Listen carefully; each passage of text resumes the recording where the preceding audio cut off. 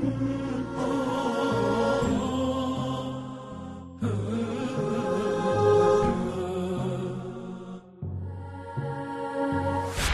اللہ الرحمن الرحیم، الحمدللہ رب العالمین، والصلاة والسلام علی اشرف الانبیاء محمد وآلہ الطیبین الطاہرین، واللعنۃ الدائمۃ علی اعدائہم اجمعین،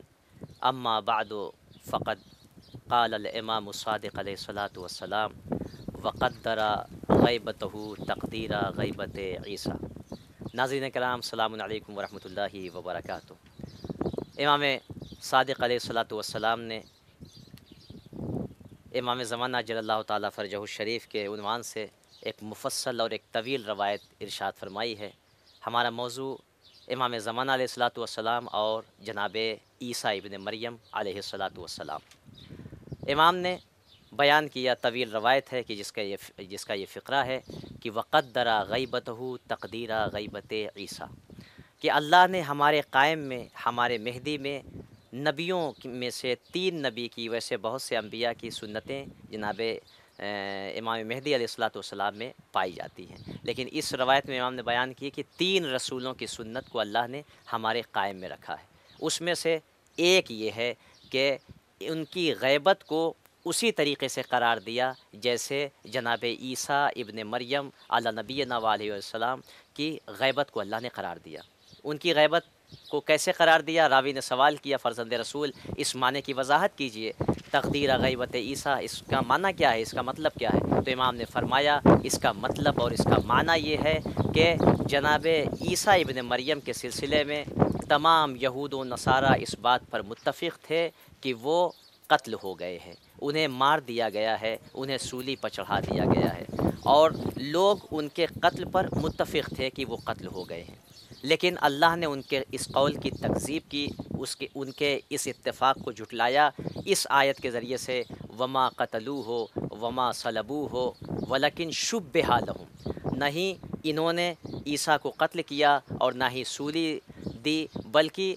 جو عیسیٰ کا شبیہ تھا، جو شخص، اس کو سولی دی گئی ہے، اس کو قتل کیا گیا ہے۔ گویا جناب عیسیٰ علی نبی علیہ السلام کے سلسلے میں جو اتفاق تھا، ویسے ہی امام نے کیا فرمایا؟ کہا اللہ نے ہمارے قائم کی غیبت کو عیسیٰ کی غیبت کی طرح قرار دیا۔ مطلب یہ ہے کہ جس طریقے سے جناب عیسیٰ کے سلسلے میں یہود و نصارہ متفق ہو گئے تھے اس بات پر، اسی طریقے سے ہمارے قائم اجل اللہ تعالیٰ فرجہ الشریف کی غیبت کے سلسلے میں بھی یہی پیش آئے گا کہ ایک قوم یہ کہے گی کہ اصلاً ان کی ولادت ہوئی ہی نہیں ہے۔ بعض اہل سنت حضرات کے یہاں یہ عقیدہ معروف ہے کہ ان کی ابھی ولادت نہیں ہوئی۔ کہا بعض قوم اس بات پر اتفاق کرے گی کہ نہیں، وہ پیدا تو ہوئے تھے، ولادت ہوئی تھی، لیکن ولادت کے بعد وہ فوت ہو گئے، ان کی موت ہو گئی، لہٰذا وہ باقی نہیں ہیں۔ بعض افراد کفر آمیز کلمہ استعمال کریں گے، جسارت کریں گے، وہ یہ کہیں گے کہ معاذ اللہ نعوذ باللہ امام حسن عسکری علیہ الصلوۃ والسلام کے ہاں اولاد کی صلاحیت ہی نہیں تھی۔ اس کے بعد بعض افراد جو گمراہ ہوں گے، جو دین سے خارج ہوں گے، وہ یہ کہیں گے کہ نہیں، 12 تک کی عدد نہیں ہے بلکہ 13 یا اس سے زیادہ کے یہ افراد قائل ہوں گے۔ پھر ایک قوم وہ ہوگی کہ جو معصیت کار ہوگی، جو خدا کی نافرمان ہوگی، وہ حد سے تجاوز کرے گی اور یہ کہے گی کہ قائم کی روح جو ہے وہ کسی دوسرے کے جسم میں داخل ہو کر وہ کلام کرے گی، وہ نطق کرے گی۔ گویا اس طریقے سے غیبت میں ان کی اختلاف ہوگا کہ لوگ اس طریقے سے کلمات ادا کریں گے۔ عزیزو، جناب عیسیٰ ابن مریم کی اور امام قائم علیہ الصلاۃ والسلام کی اگر آپ شباہت دیکھیں تو یقیناً ادھر ولادت جس طریقے سے جناب عیسیٰ نے مہد میں کلام کیا تھا اور کہا تھا انی عبداللہ آتانی الکتاب وجعلنی نبیا، میں اللہ کا بندہ ہوں، اللہ نے مجھے کتاب دی ہے اور اللہ نے تمہارا نبی بنا کر بھیجا ہے، اسی طریقے سے جو فخر عیسیٰ تھا اس نے بھی ولادت کے بعد گہوارے میں کلام کیا، تنہا گہوارے میں کلام نہیں کیا، ماں کی آغوش میں آئے جب بھی کلام کیا، والد کے آغوش میں آئے جب بھی کلام کیا، کلمہ شہادتین کو جاری کیا۔ یعنی امام زمانہ علیہ الصلوۃ والسلام اور جناب عیسیٰ کی شباہت بہت زیادہ ہے کہ بچپنے سے لے کر اگر آخر تک کے لمحات کو دیکھا جائے۔ اسی طریقے سے ایک شخص ہے علامہ مجلسی رحمۃ اللہ علیہ 27ویں باب میں بحار الانوار میں امام زمانہ علیہ الصلوۃ والسلام کی تاریخ میں 53ویں جلد اس میں نقل کرتے ہیں کہ فرماتے ہیں کہ جو شخص ایک شخص تھا کہ جو بہت زیادہ قاری کتب تھا، کتابوں کا مطالعہ کرتا تھا، اس شخص نے بیان کیا، اس شخص نے نقل کیا کہ انجیل میں اس نے یہ پڑھا، انجیل میں اس نے یہ لکھا ہوا دیکھا کہ اللہ نے نبی رحمت صلی اللہ علیہ وآلہ وسلم کی توصیف کی، تعریف کی، یہاں تک کہ ایک مقام آیا کہ جہاں پر یہ پروردگار کا قول انجیل میں موجود ہے کہ اے عیسیٰ ارفعک الیہ، میں تمہیں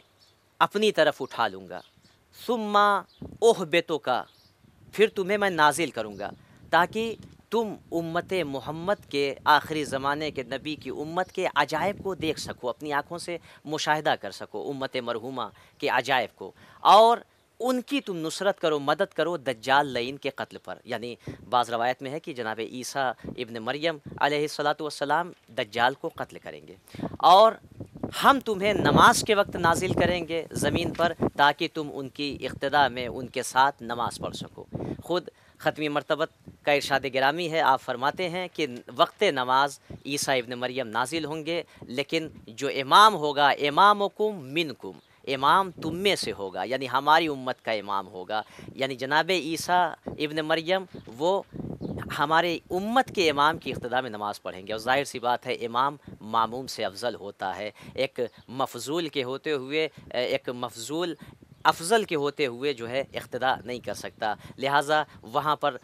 بعض ہمارے یہاں بھی روایت ہے، علامہ مجلسی علیہ الرحمٰن نے بھی بہار میں نقل کیا ہے کہ خود جب جناب عیسیٰ ابن مریم کا نزول ہوگا نماز کے وقت، تو ایک مرتبہ امام زمانہ جل اللہ تعالیٰ فرجہ الشریف وہ پیچھے کی طرف آئیں گے اور جناب عیسیٰ ابن مریم کو آگے بھیجیں گے کہ آپ نماز پڑھائیے، تو ایک مرتبہ وہ کاندھے پر ہاتھ رکھیں گے اور ہاتھ رکھ کر کہیں گے کہ اے فرزند رسول، یہ حق آپ کا ہے، آپ نماز پڑھائیے، میں آپ کی اقتداء میں نماز پڑھوں گا۔ گویا امام بھی لوگوں کو بتانا چاہ رہے تھے، اور یہ خود امام کا اخلاق تھا کہ ایک نبی کو آگے بڑھایا اور امت کو بھی بتانا تھا کہ پہچان لو کہ تمہارا امام جو ہے وہ عیسیٰ ابن مریم سے افضل ہے، اور عیسیٰ ابن مریم کا بھی امام ہے۔ جناب عیسیٰ علیہ الصلوۃ والسلام دجال کو قتل کریں گے، اور امام مہدی اجل اللہ تعالیٰ فرجہ الشریف کے ساتھ ساتھ جہاد میں شریک رہیں گے، اور مسلمانوں کے ساتھ ساتھ تمام امور کی انجام دہی پر معمور ہوں گے۔ تو یہ جناب عیسیٰ علیہ الصلوۃ والسلام اور امام زمانہ اجل اللہ تعالیٰ فرجہ الشریف کا ربط تھا۔ اسی لیے آیت میں ہے، بعض آیات کے فقرے ہیں کہ اکثر اہل کتاب جو ہے وہ اپنی موت سے پہلے ایمان لائیں گے، جبکہ ہم دیکھتے ہیں کہ لوگ اسی حالت میں مر جاتے ہیں بغیر ایمان لائے ہوئے۔ تو وجہ کیا ہے؟ کہ اس کی تعویل ابھی آئی نہیں ہے۔ جب جناب عیسیٰ ابن مریم کا نزول ہوگا تو اب ان کو دیکھ کر اکثر یہود و نصارہ ایمان لائیں گے، اب وہ جب ایمان لائیں گے تو ان کی موت اسلام اور ایمان پر ہوگی۔ والسلام علیکم ورحمۃ اللہ وبرکاتہ۔